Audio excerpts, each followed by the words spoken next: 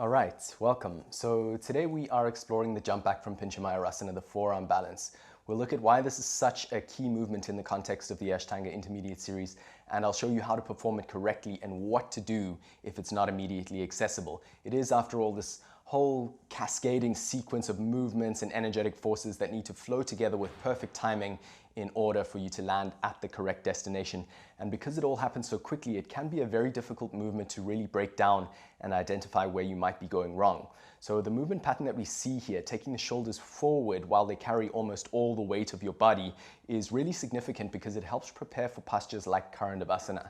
And it's not just about controlling the way forward that's significant here. The press back is one of the very few expressions of raw power in the Ashtanga practice. There are, of course, a lot of areas where we need strength and endurance, but this rapid burst of strength expressed in such a tiny little space of time is actually quite rare, and again is key preparation for when we see power being expressed a couple of postures down the line in Nakrasana.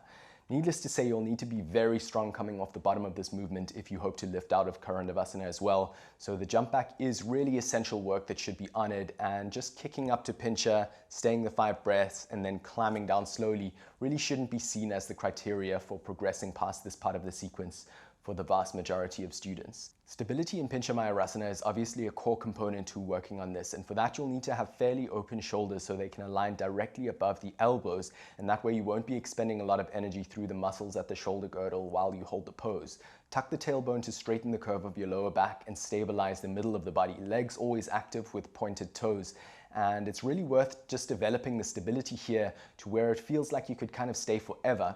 So if you do find yourself just trying to survive the 5 breaths, then it might be worth staying a little bit longer on your good days and repeating a few times on the hard days. Now, to exit the pose, flex your feet and start to take the shoulders forward with control. Keep the head up to counterbalance the weight of your body, which would ideally stay straight. Strong hands gripping into the floor, then quickly press back. So the shoulders go back, but more importantly, watch the movement of the hands. They move back to where the elbows were. So it's not just a matter of jumping up to change the position of the arms, but pushing back will give you the lightness to quickly move the arms. The timing does need to be perfect, and that's something that you'll just have to feel and get more and more in touch with through consistent practice. So I just touched on the position of the feet a second ago, but it's actually really important to properly flex before committing to the jump. You'll have to land on the balls of your feet and get the toes out the way, because if you land right on the tip, you could actually break a toe, like I once did. And this is especially important if you like to bend the knees or arch your back to fling yourself back to Chaturanga. Those versions are fairly common, and while I'd say they aren't really ideal, they are actually all right to do, and it might even make it slightly easier when you shorten the body to go through with the jump. Just be very mindful of the position of your feet, because those versions especially could make you come down quite hard. Now, if you just can't seem to get any movement off the bottom, there are 2 things you could work on. Thing 1 would be to just use the eccentric portion of the movement, the lowering down only, to build strength to eventually work on the press back. So keep the legs straight, feet together, and control the way down. Lean forward and see how far you can get while maintaining control of where your body is in space. For me, this is just so much better than using one foot to reach down for the floor, which essentially skips out all the hard work altogether. All right, so that's thing 1.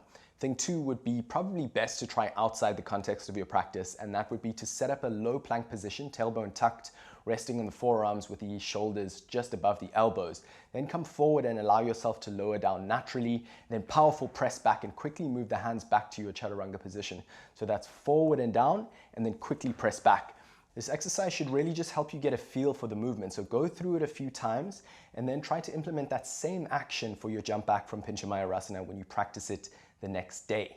Now, I can already see a few of you going into the comments to ask me this question. Those exercises seem strangely connected. Can I just put them together, just do them back to back, and use that as the actual jump back from my Pincha Mayurasana? Well, good question, because they do seem to fit together perfectly. We worked on the eccentric and then we worked on the concentric, and it took us from Pincha Mayurasana to Chaturanga Dandasana, which is exactly what the jump back intends to do.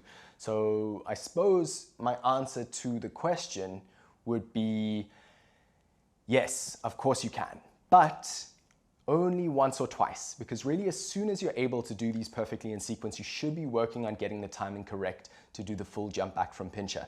That's the Vinyasa that we use to exit the pose, and that should be worked on consistently when you're moving through your sequence, especially now that you know exactly how strong and capable you are. All right, so I'll leave it at that. I hope this one was helpful. Feel free to connect with me and tell me how you're going. If you're learning from these and enjoying the little tutorials, subscribe to my YouTube and reach out to me so that I can see you too and we can actually be connected. Thank you so much for being here. Much love, and see you in the next one.